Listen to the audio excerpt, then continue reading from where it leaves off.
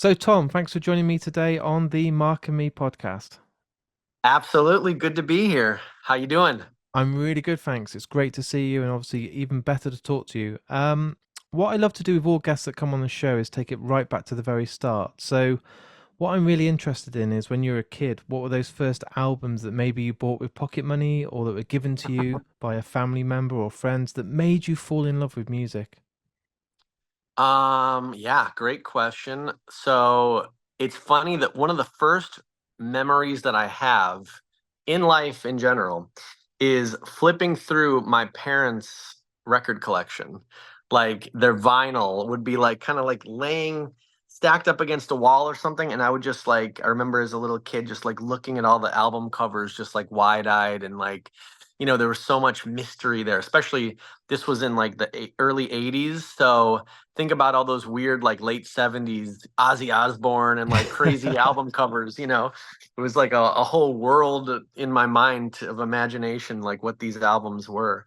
But yeah, with my own money, I feel like there was the TV show The Monkeys. Do you Amazing know that? show. Yeah, the theme Oh tune, yeah. the theme tune was always in my head for days. Hey, hey, we're the Yeah, monkeys. amazing. Yeah, totally.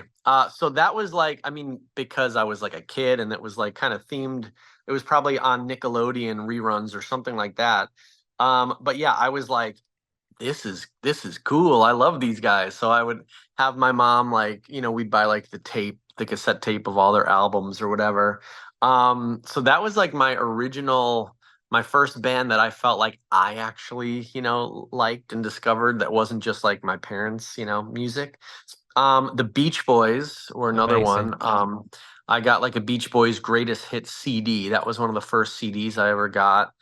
And yeah, I was really into early on, like, again, maybe because of the monkeys. It's like for some reason, I always had this, kind of like, I don't know, like connection to like music that was like from like the 50s and the 60s. I don't know, like those oldies really like connected with me. When I was in like junior high is when like Boys to Men came out and stuff, and they were kind of doing that doo-wop throwback kind of thing, and I really loved them. And so yeah, it was all about kind of those oldies. I would get like the cassette tapes that was like Billboard top 10 hits of 1958, and it was, My Boyfriend's Back and or all those like classic songs.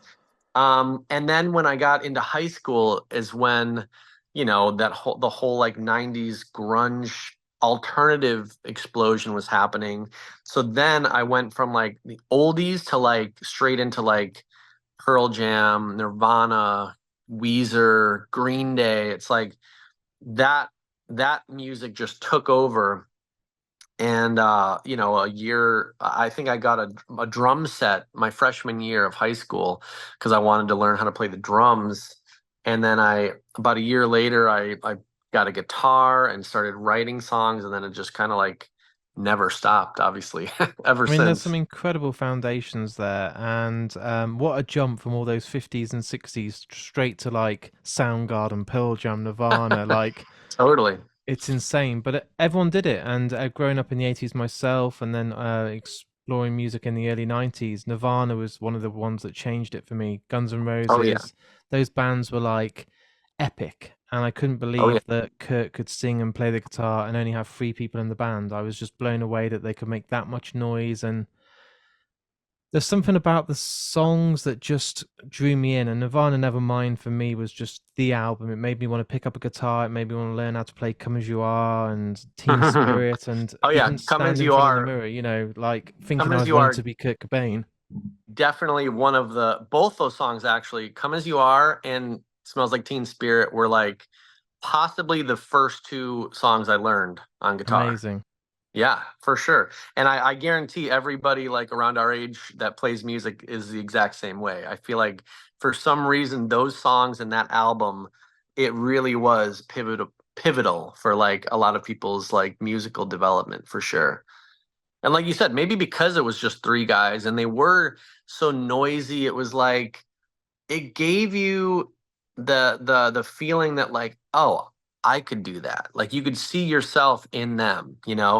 Whereas in So the true. 80s, bands like Guns N' Roses, it was like, okay, they're so amazing. And you got Slash up there, like doing three guitar solos every song. You're like, okay, like I can never be that, you It know? felt like a But rock then, star status, didn't it? It felt like Axl Rose was like a god, where Kurt Cobain was oh, one of yeah, us, and you could.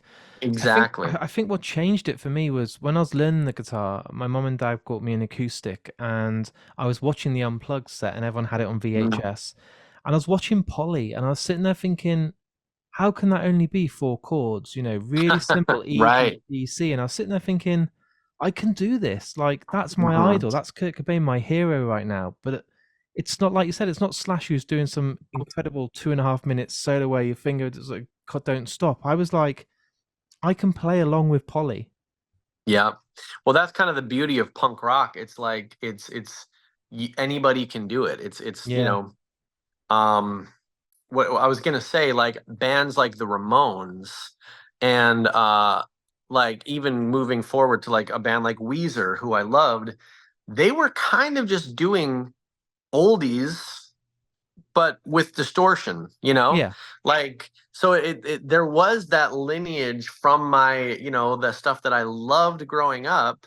I could find that in this music. And I feel like Nirvana is the same way. They just kind of had kind of different chords. They did Yeah. the same, easy 3-4 chord progressions, but they somehow did it in a way of, you never heard those progressions before. And kind of still to this day, like that's that Nirvana Nevermind album is a real special, important album because yeah, it hasn't really been touched, you know. I don't know how he wrote those songs. Pretty amazing. And you've mentioned Weezer. That Blue album changed my life. Genuinely, if it was the other way around today, and you're asking me the questions, the first time I heard "My Name Is Jonas," "Say It Oh, Ain't So," oh "Buddy yeah. Holly," I honestly couldn't believe how powerful those songs were. But the videos were cool. They were a band just having fun. You know, I Oh just yeah. remember thinking, watching MTV, those guys are normal guys, even nerdy type of guys, and they're Yeah. having the time of their life. Yeah. Yeah, absolutely. Yeah, the videos definitely helped with Weezer because they even played into it with like being extra nerdy and kind of the throwback to like the 50s, like the Happy Days Buddy Holly video and Amazing. stuff like that. Yeah. Oh yeah. So what about live music? Because we've mentioned a few great bands today, but Green Day were one of my first ever bands I got to see live on their Dookie tour. And Oh wow. if we talk about free musicians making great amounts of sound, Trey Cool, Mike, and Billy Joel Armstrong, like my God, those three Oh are yeah. incredible. And what was your first live music experience? Because I think that does change it for most people that then they can experience it and kind of had their rib cage shake and their hairs on their neck stick up, and it suddenly is a whole new world, isn't it? Well, not to keep, coming back to Weezer, but I saw it was actually my second concert ever, but it was Weezer at a tiny club in Chicago on the Blue album, Oh like one of their wow. first times through, I think. Yeah.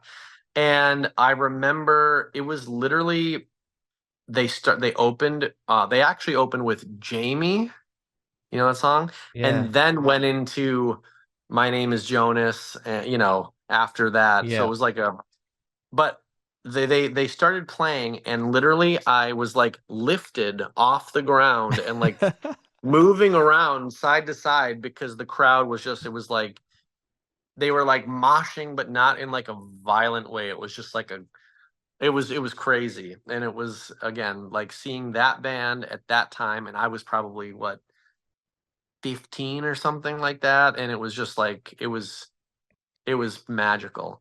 And yeah, luckily being from Chicago, I was able to see like I saw No Doubt on Tragic Kingdom, like at that same venue, I'm really so small. jealous right now. Like, yeah, there was so many. I saw the Smashing Pumpkins there. They were from Chicago.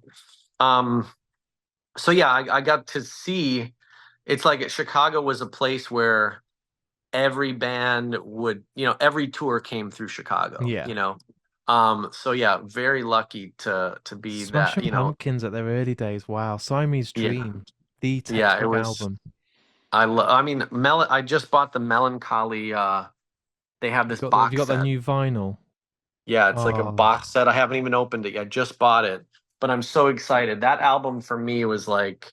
Like when I was like, I'm a pretty optimistic person, but I feel like there was like one period of my life where I got a little set, like I was just kind of sick of my friends and sick of like, probably at the end of high school or something. And this melancholy and the infinite sadness was the album that like I just would listen to every day after school and like got me through like that shitty time. So yeah. So I'm excited to 1979 is genuinely in my oh top five songs of all time. I still freaking listen to it now and think it was recorded yesterday. It's just totally. perfection. It really is Absolutely incredible. beautiful.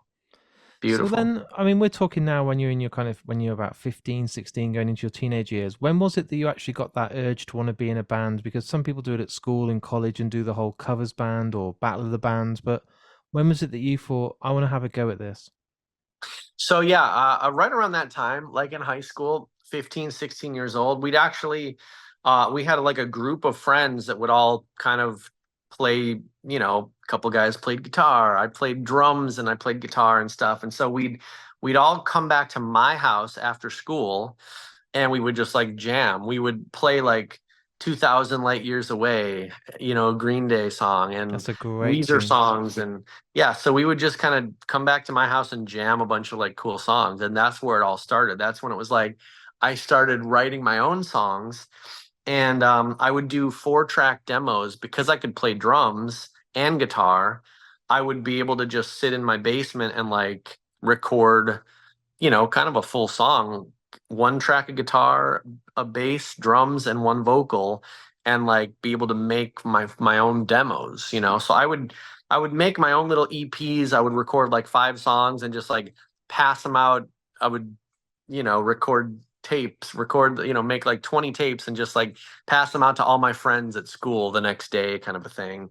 Um, and so it was literally that just led to me and a couple of those guys that we would go home and jam, with every day to just form Plain White Tees. It was like, oh, well, I got these songs that are pretty cool and my friends seem to like them. Like, why don't we like make a band? And that's really just how it started, very organically like that, just so we could start playing these songs I was writing. That was literally the word in my head. I was like, this sounds so organic and so natural, and that must be beautiful because some people take so many risks and chances and it doesn't happen, and then the personalities get in the way, and then you try another band and then another band, but it sounds like it was meant to be. It kind of all fitted in place right away. I feel like a lot of people, a lot of people hold themselves back. I think that's like, well, I need to find the perfect band or the perfect musicians or the this and everything has to. It's like I've just learned from my own experiences, like, no, you just kind of have to do it, and Yeah. you got to suck for a while, you got to fail, you got to do, but just doing it. I don't know. Like if you don't stop and you actually are halfway decent at something, you're gonna find your way, It's like you can wait around forever to find the perfect song or the perfect band or whatever, but way easier to just get the hell out there and just be shitty for a while, but just do it. So what was your mindset when you started out in 97? Were you guys all kind of like-minded and kind of had no expectations, or were you kind of like, we want to try and do this full time as a job, or were you just having fun and experimenting with friends and just making music? Yeah, I mean, I definitely wanted to do I knew I wanted to do it for like my life, I think. Um, it was actually, we were talking about inspiration. In 95, the Jagged Little Pill album, Alanis That's Morissette, so good. what a fucking album. That one was a big like game changer for me. Like I'd never heard anything like that. The way it was just kind of raw. She was out of tune sometimes. The lyrics were so personal and so raw. And that album I really connected to, as did the rest of the world. Obviously, it was such a huge record, um, but that was kind of the album that made me say, like, okay, I want to do this. The feeling that this album gives me, I want to do that. I want to just really dedicate myself to like trying to just tap into 1% of what she's done. So yeah, from about that, and I was probably, let's see, I would have been like 16, I guess, at that time. And that was around that time. Like I said, I was probably in my basement just writing and demoing my own stuff. But yeah, I knew that I wanted to do it at that point. So yeah, Jagged Little getting the Pill is guys. such a great shout because I think what that taught me when even when I was a kid and I bought it on CD, I thought it's okay to be raw. It's okay not to have this polished sound where you overproduce. Because I was still listening to bands like REM at the same time and U2, and they sound so well produced in the studio. Oh Like yeah. all the guitars have had overdubs and been polished. But with an Alanis Morissette, I just felt like she was like, "Fuck it, like this is how it sounds." And most of the times, it sounded like she was playing live, even though it's on Oh CD and yeah. it's done in the studio. And I thought, fair play, like you just fucking record the songs how you want to, and it worked. Well, I mean, I know we'll probably get to some of this new music that we're putting out, but that was a bit of the the mission statement of this new album was to purposely leave it a little bit raw and a little bit rough around the edges and just make sure the songs were so good that it didn't matter. It's like we don't need to overproduce these. We don't need to add too much, you know, shine or shimmer to them. It's like let them be raw, let them be a little rough around the edges. And I think that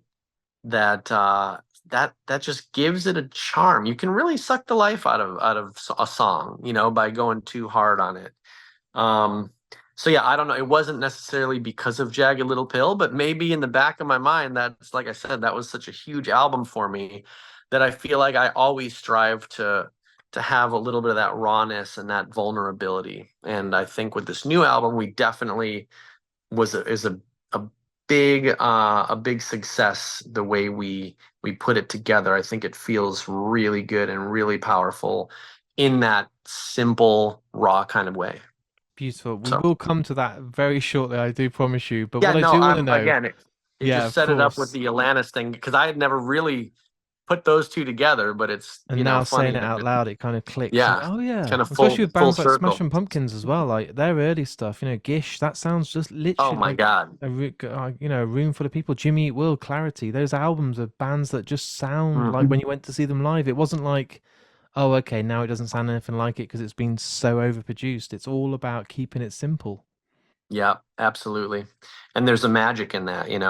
There is. It's Especially beautiful. nowadays, you got everybody, on your laptop, you can have any sound you can think of. You can make things sound so perfect that it's almost like it takes effort to make it sound raw sometimes, to It's leave it, to true. not want to fix something or to overtune a vocal or something, it you have to make that conscious decision to leave it. There's literally a plugin for every possible sound now. When I Yep. like the rawness of Yep. a band just sounding like they do when you go to the gig.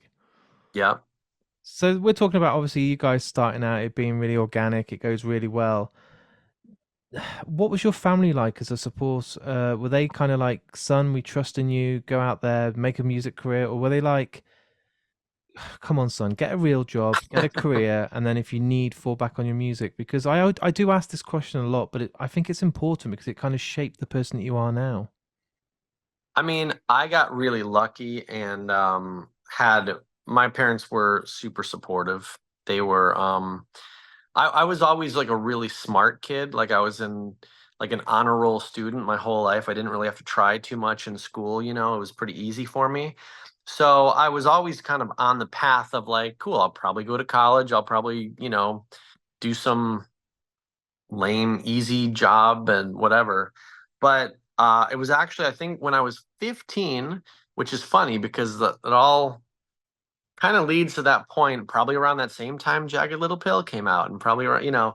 But my parents got divorced, and that was the first time where my life got a little bit just shaken up a little bit to where I kind of could say like I could look at my life as my own, Yeah. I guess, because when you're a kid growing up, it's like, you're just kind of, I don't know, you're just kind of going through not the motions, but like you kind of just do what you're supposed to. You're going to school, and so when they split up, it just kind of like, oh, like, wait a minute, like, you can do that. Like, you can, you're unhappy, you can kind of split up. And it was all, was a little bit dramatic for a moment, but everything, was cooled off. And I don't know, I was emotionally, I guess, intelligent enough to not be like, not have any like resentment or anything. It's like, well, if this is what they need to do, it's not about me. It's like I'd want them to be happy, whatever. But it was just enough for me to be able to look at my own life and say like, okay, wait a minute, like what do I love? What do I want? So honestly, maybe it was like, I don't know. Like I don't want to say it was like a great thing, but like maybe it was like the perfect thing that needed to happen at that time, for every party involved. Um Definitely. but so yeah, so now I'm forgetting what the hell your question was, but It's just that they were uh supportive. okay, so yeah, so yeah, because and maybe it was just like maybe they felt bad or guilty that they had gotten this divorce or they had but I think they were always just like, yeah, as long as I was happy, obviously if it wasn't working out and I was like a bum or something, they probably would be like, hey, like, come on, get your shit together. But, the band, it was always kind of like on a decent path of like, okay, we played this gig and there was freaking 200 people there. That's pretty huge for some shitty local band that no one's ever heard of. So it's like it was constantly would grow and again, they could see that I wasn't like, it wasn't a hobby for me. I was taking it seriously. I was dedicating myself to it. I was going out there making flyers, passing them out, doing everything, kind of living and breathing the band. So there wasn't really much they could even say because they could see that I was really trying and it wasn't just some bullshit thing I was doing with my buddies. It was something that I was taking seriously. So yeah, they never really questioned it. So kind of you were mentioning then about how you were having a really good steady kind of progression and 200 people would turn up at your early shows. Being in the band, and I always get fascinated by this with bands that have been doing it for many years. Did you notice the progression or were you too wrapped up into it kind of internally? Were you able to ever take a step back and be like, hey, there's so many more people here tonight and then, we're not supporting tonight. We've got a higher build slot and hey, Well, this is our headline show and oh my god, people are wearing our t-shirts. Like, could you see it or were you just too kind of in this tunnel of vision of like that's where we need to get to and I can't even take a step back, it's just too full on? Well, funny that you make that example because there was one show in particular that I think we all like will remember forever. It was when Hey There Delilah first started getting played on the radio, Right. and we had been booked at this gig called Summerfest. It was in Milwaukee, Summerfest, and we had done the same gig a few times in the past, and it's always a really fun show. And but in this particular one, we were like backstage, kind of we had sound checked, and then we were all just kind of backstage for a few hours, whatever, just chilling back there, eating and whatever.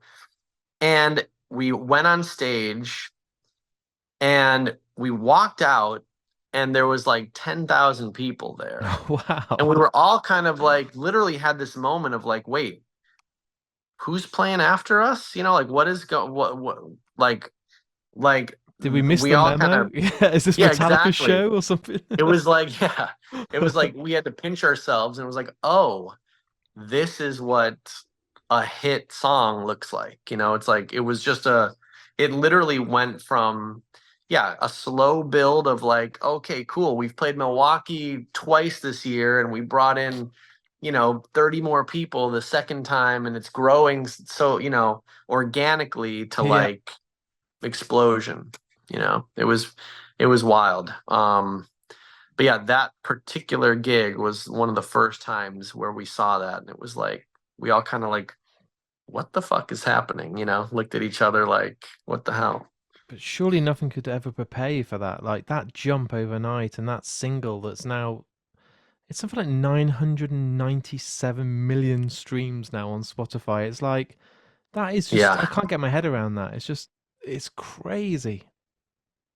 And it sold 5 million or whatever it was before even Spotify Exactly, existed. yeah. So it's People like would actually it's such buy a it on a thing called a CD. right. Like people are listening saying, "What's that?" But Yeah, yeah, so crazy. Yeah, I mean, again, I didn't, picking up my guitar at 15 years old and writing those songs in my basement. It's like, of course, that's the goal and that's the dream, is to have, a song and a career that connects that much.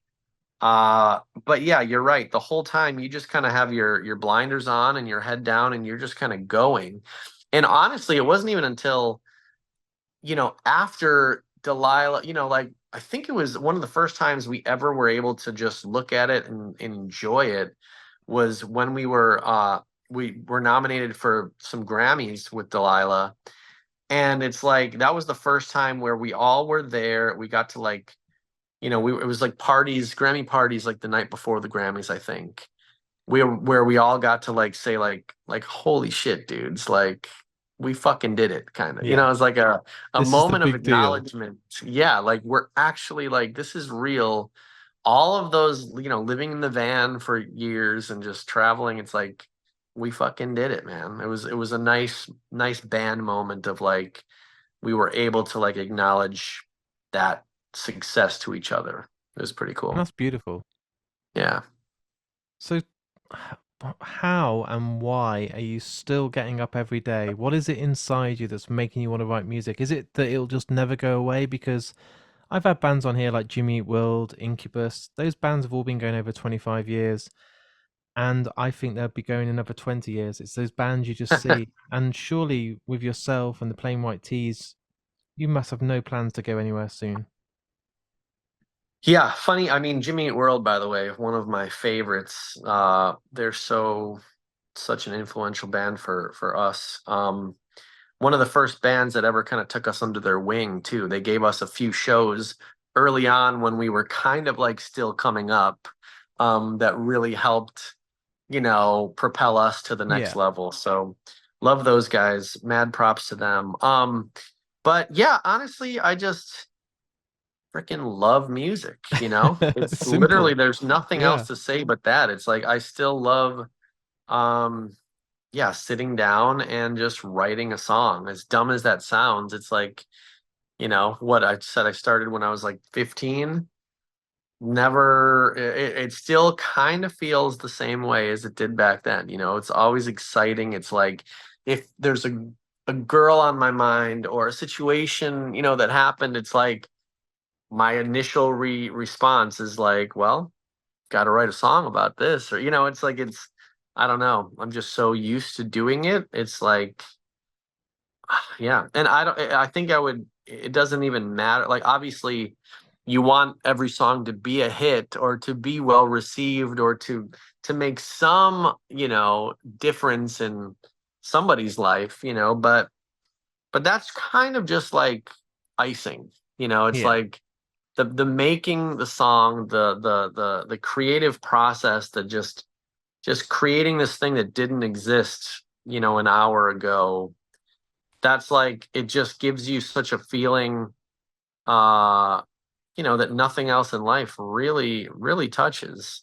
So I don't think I'll ever get sick of that. But isn't that so? It's not luck. It's so fortunate that you still have that drive. You have that passion. It never goes away. Some people, maybe it's, I don't know, life gets in the way, or they get married, or they have kids, or they have breakups, or just stuff happens. But you've still got that chemistry inside you, that blood, that kind of mentality of, I want to write a song about this. I'm not doing it because I'm having a record label tell me to go up on stage and play because we need to pay the mortgage. It's Right. You're doing it because you want to, and I think that's beautiful. That's rare. Yeah. Again, until you're saying it, I don't really haven't really ever thought about it. I'm not really ever. Never once have I thought like I should probably not write songs anymore. It's just like something that, again, It's I part would of you, isn't do. it? Yeah, like even if Delilah never even hit, I think I'd just still be doing this. And yeah, I don't know. I just like I said, there's no feeling that, like writing a song. And it's also just kind of like a therapy too. It's Yeah. like something goes on in your life. It's like, well, luckily I've got my guitar to turn to. I can, write about something and help me get it off my chest if I have to. Or, it's like there's so many reasons to write songs. Um, yeah, And aside it's a from lot it. cheaper than a therapy session every week. Exactly. Yeah. And on the flip side, it can make you a lot of money if you do it good enough. There you So it's go. like there's that too. It's like yeah, it's just been such a great outlet. Yeah, in so many levels in my life. Yeah.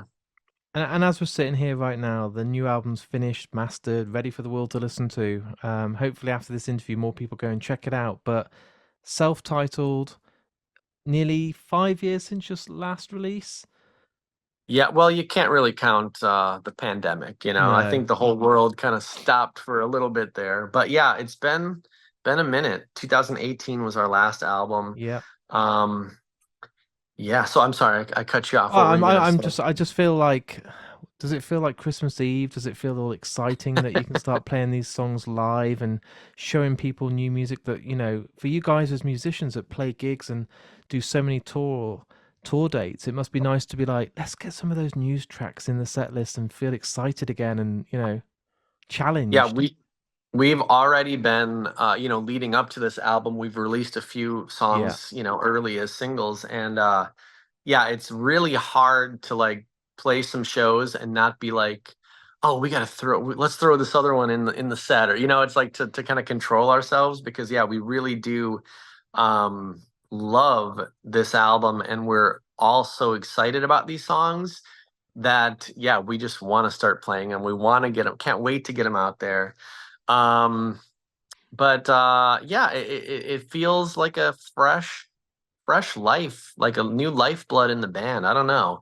It's a really fun album. Like I said earlier, very raw, very real, very honest, very vulnerable.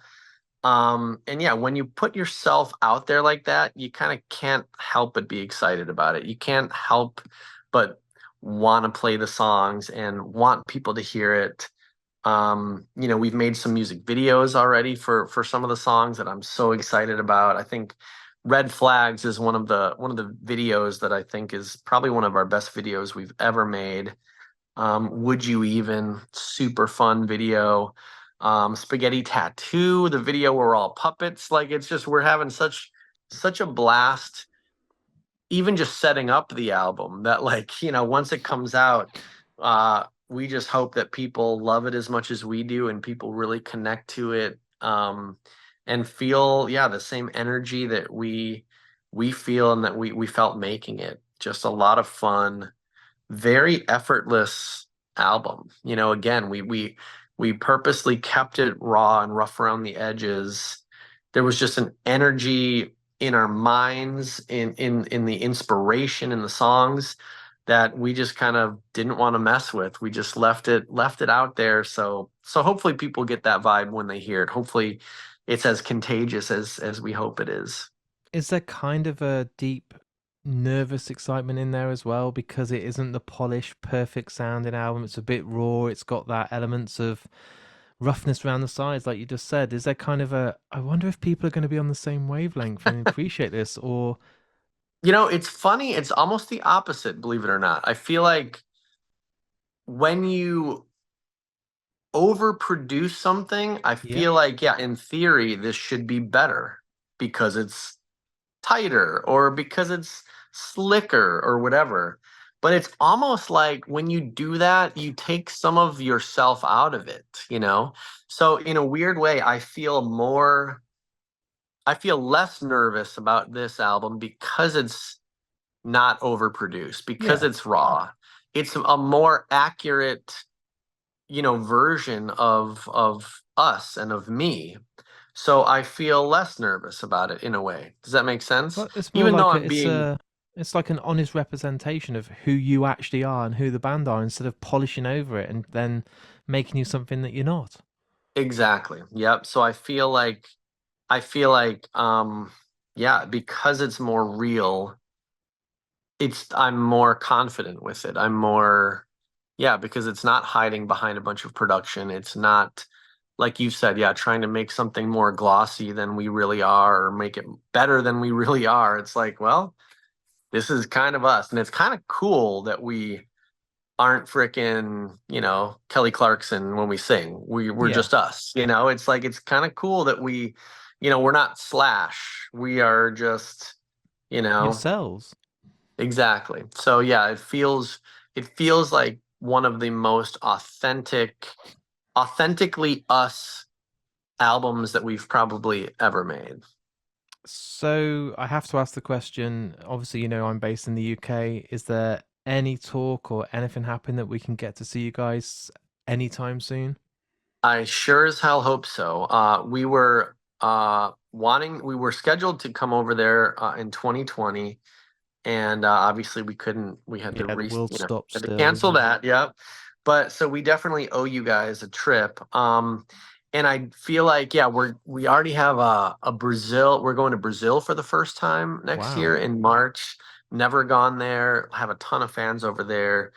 So yeah, I have a feeling this album is going to really take us um, back around the world, and you guys will be 100% our most important priority to get there. We love it there, and like I said, we were scheduled to come over, so we miss you guys, and definitely as soon as we can. Hopefully, there'll be some festivals and stuff Yep. like that. Any In the excuse we can spring. find to get you over here, just yep. Yeah, exactly. Hell yeah. And likewise, any excuse for us to get over there, we'll jump on it. I'll start my own festival. You can headline. Yeah, I can't right. pay you Let's very much go. money, but we'll have a laugh. Perfect. My final question for you today is, and what I do on this podcast is to try and keep it as original as I can. The guest that comes on gets put on the spot for the final question. Now, over Uh-oh. 300 episodes recorded, everyone's had the same question. The final piece of music that's played on today's episode is chosen by the guest. So, as this is Ooh. all edited and the world's ready to listen to it, that final song that's played is literally your choice.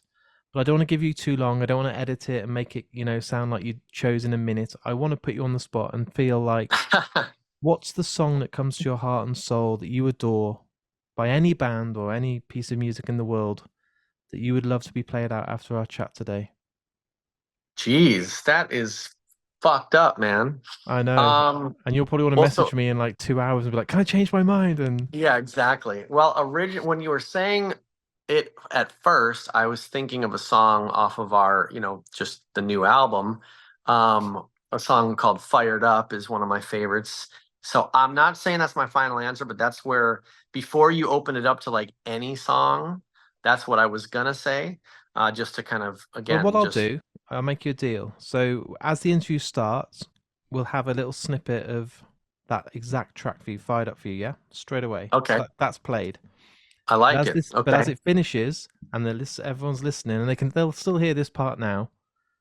It can be any band, any piece of music, any song in the entire world. We've talked about Smashing Pumpkins, Nirvana, Jimmy Eat World. We've talked about the 50s. We've covered a lot of music Yeah. today. Well, okay, so I will say that one of the I spend a lot of time in California. Yeah. And ever since I was a kid, I think I mentioned the Beach Boys was one of my early on albums. Ever since I was a kid, there was something coming up in the Midwest. I'm from Chicago, and there's always this like just something, this magic about California, and that was in pop culture, that was in, a lot of those, like I said, those oldies, 50s and 60s. There was a lot of that, talk about California and everything. It was always this magical place. And I do spend a lot of time out there now. And a lot of this new album, there's a song called Girl from Pasadena, which is like a suburb of Los Angeles. In the Spaghetti Tattoo song, I say driving in from Malibu.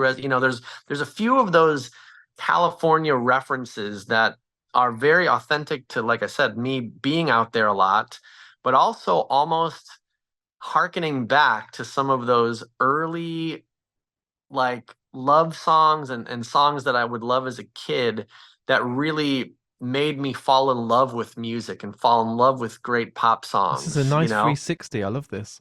Yeah, so I was gonna say I would probably say one of my favorite songs of all time, and it kind of is a kind of a moody one, but it kind of ties it all together, maybe. California Dreamin' by the Mamas and the Papas. It's such Unbelievable a song. beautiful song, and that is just so haunting, and it has that like, yeah, I don't know, it ties in, I think, again to like all the stuff we've been talking about and the new album, and just yeah, it's the perfect wrap up song, I think.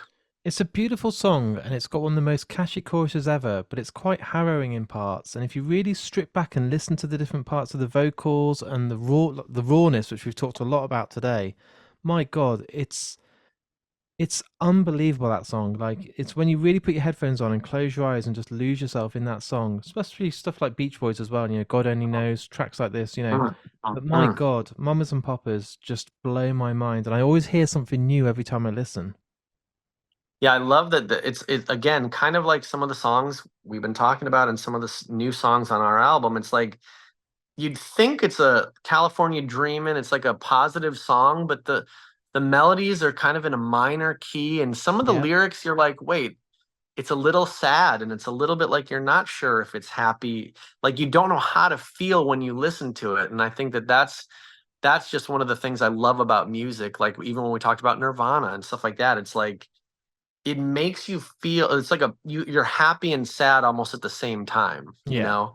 And that's something that I think music can give you that no other art form can, make you feel a certain way. And I don't know. So that would be, yeah, that's definitely one of my go-tos as far as just favorite song of all time. And again, like I said, all the stuff we've talked about, it just seems to wrap it up pretty It's well. beautiful. I mean, what I was going to say about that song is some people will listen to that and think it's a beautiful, really upbeat, happy song, and the sun comes out and it's the song they put on. Some people might lose a loved one or have a real bad day, get home, have a glass of wine, light a candle, and put it on, and be quite bleak and just feel low about it, and you can relate to it. And there's not many songs that can have that much power to kind of tick both boxes. And I can't wait now to edit this episode and then just have an excuse to listen to that song for a few hours. Nice. There you go.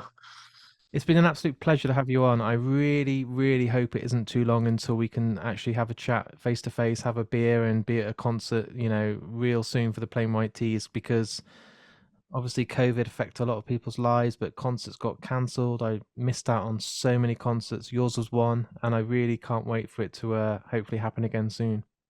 Absolutely. Like I said, we're going to do our best to get there ASAP. So we'll see you guys hopefully very soon. Early next, first half, knock on wood, of next year. So we'll be there. And a massive good luck with the new album. I'm lucky I get sent an advance copy of these albums, and I won't talk or spoil too much. But when you're talking about the rawness and everything, I was like, I'm so glad he's talking about this because it's something I wanted to talk about. But it's beautiful and easily one of your best pieces of work to date. Thank you. Yeah. I really, like you said, I feel because it's so honest, I feel really confident with it. I feel like this is an album that I'll do anything, to get people out there to hear it because I know it's going to connect. It's like, because it's real and because it's straight from the heart. So anyway, Tom, it's been a pleasure, my friend. likewise. Yeah. Thank you so much. Good talking. And yeah, I'll see you, hopefully in a few months, man. I'll hold you to this. Hell yeah.